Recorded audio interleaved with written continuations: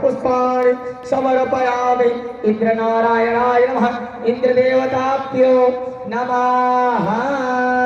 मनोजवं मारुततुल्यवेगं जितेन्द्रियं बुद्धिमतां वरिष्ठं वातात्मजं वानरयोतमुख्यं श्रीराम।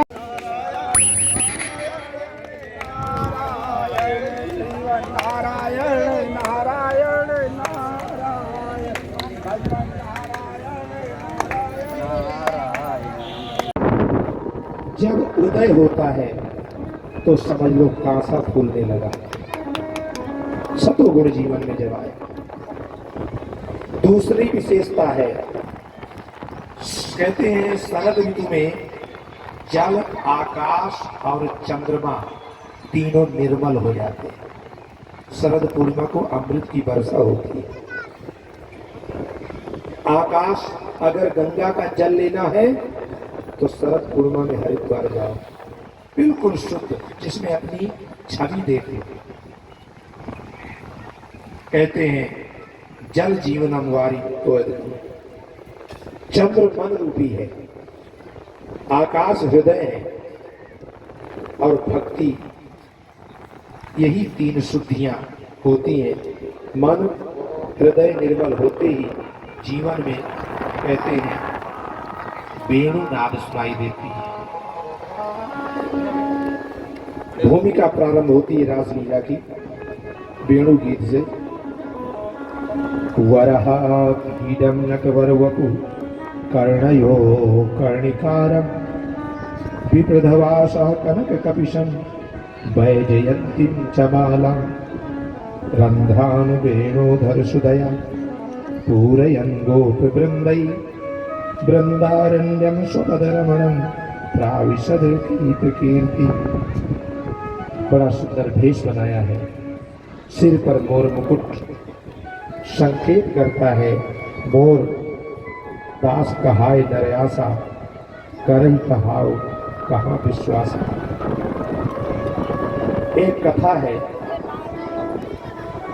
जब अश्व भेष में प्रियंकर शंकर जी विवाह के लिए पहुंचे तो मैना ने अपनी कन्या देने से मना कर दिया। कभी उस कान में पीतांबर धारण किए हैं, बनमाला शोभित है। कहते हैं माँ लिए थे अयामसा माला, लक्ष्मी ताम लाती थी माला, विजय देने वाली, लक्ष्मी देने वाली माला।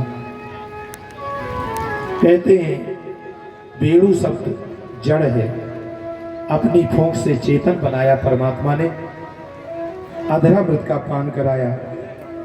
इस प्रकार आज वृंदावन में भगवान वेणु नादन कर रहे हैं और बड़ा सुंदर खेल हो रहा है। कहते हैं जिसकी ध्वनि सभी लोग सुन करके आनंदित हुए हैं। बंसी की ध्वनि सुन करके सभी का मन मुक्त हो जाता है। किसी ने कहा तुमने क्या जादू किया है जो तुमको छोड़ते नहीं। बंसी ने उत्तर दिया, मैं जो है पोली हो गई, अहंकार से खाली हूं और मेरे में 9 छिद्र हैं और मेरे में कोई गुण नहीं है। कहते हैं मेरे दोष जो थे वो निकल गए और तभी तो भगवान उन छेदों पर उंगलियां ढक ढक करके मनचाहा राग निकालते हैं। ये प्रभु की कृपा है। हिरण्यों को देखा, हरिणियों को, उन्होंने घास खाना बंद कर दिया है। जमुना की धार बंद हो गई है। ऐसी बांसुरी बजी है, एक भजन बांसुरी का।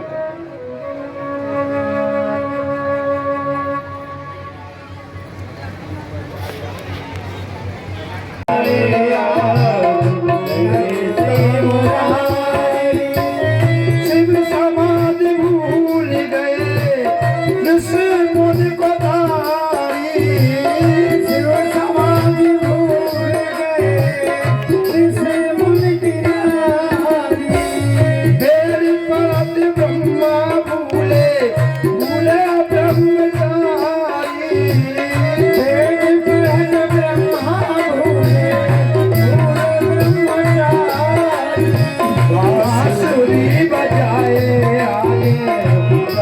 से मुरारी बांसुरी बजाए आज रंग समुरारी रंग राम काल चुकी तोल गंधकारी रंग समताल चुकी मुनि रत्नकारी जमुना जल उल्टो भयो शोभा आज भाई जमुना जल उल्टो भयो शोभा आज भाई बांसुरी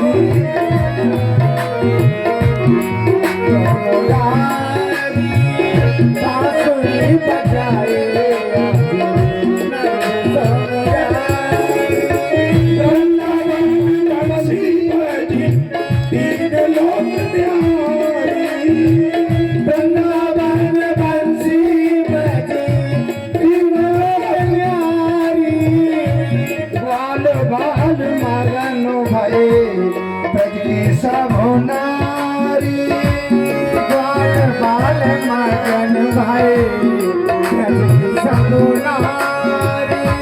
बांसुरी बजाए से मुरारी बांसुरी बजाए आज सुंदर श्याम मोहनी ऐसे ही बच्चे होंगे, बच्चों पर प्रभाव माता पिता का पड़ता है। श्याम सुंदर को पति के रूप में प्राप्त करने के लिए अनुष्ठान करने लगी हैं। ये गोपियां ऋषि रूपा, श्रुति रूपा, देव रूपा ब्रह्म मुहूर्त में स्नान करती हैं, कात्यायनी देवी का जप करती हैं। आज भी यहाँ होता है कि नहीं होता, लेकिन उत्तर प्रदेश में कन्याएं कार्तिक के महीने में जो सुबह 4 बजे जग करके नदी में, गंगा में स्नान करती हैं, तालाब में, और जिनकी शादी नहीं हुई वर रूप में स्वयं भगवान को मांगते हैं, प्रार्थना करती हैं, कात्यायनी का उपासना करके ये मंत्र सिद्ध जाप करती हैं। कात्यायनी महामाये महायोगिन्यधीश्वरी नंद गोप सुतम देवी पति में कुरुते नमः। और उनको वरदान मिलता है, मनोकामना पूरी होती है। भगवान की ये चीर हरण लीला है। कुछ बातें ध्यान देने योग्य हैं। जब चीर चुराया है भगवान ने कपड़े, इसीलिए उसका नाम है चीर घाट, केसी घाट। तो उस समय उम्र कितनी है कन्याओं की जो नग्न स्नान करती हैं? 5 वर्ष 6 वर्ष की। और भगवान भी, कृष्ण भी कितने साल के हैं? 5-6 वर्ष के। क्यों? गोवर्धन तो 7 वर्ष में उठाया है, उसके पहले की ये लीला है। तो क्या उस समय काम वासना जागृत होती है? फिर लोग क्यों दोष लगाते हैं कि उन्होंने देवियों के कपड़े चुराए? ऐसा नहीं करना चाहिए। उनको कहते हैं थोड़ा विचार करो। 5-6 वर्ष के हैं दोनों की अवस्था। ये क्यों किया चीरहरण? कन्याएं माता पिता के मना करने पर भी निर्वस्त्र स्नान करती थी, और निर्वस्त्र स्नान कभी किसी को नहीं करना चाहिए। इससे वरुण देव का अपमान होता है। कहते हैं उनके अभिभावकों के मना करने पर जब नहीं मानी लड़कपन के कारण, तो भगवान ने ये लीला किया। कन्याओं के माता पिता भी श्री राधे जू के बल अभिमानी और टेढ़े रहे मोहन रसिया से बोलत अटपट बानी। राधा शब्द राध शब्द से बना। राधा का मतलब है मन की अंतर्मुखी वृत्ति। एक है राधा संप्रदाय, राधा स्वामी। तो राधा का मतलब है बुद्धि, और उसका स्वामी कौन है? कृष्ण।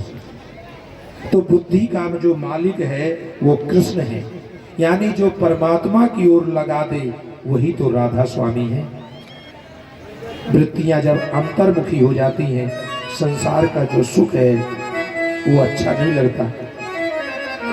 अंतर्मुख करने की आकांक्षा मन को होती है।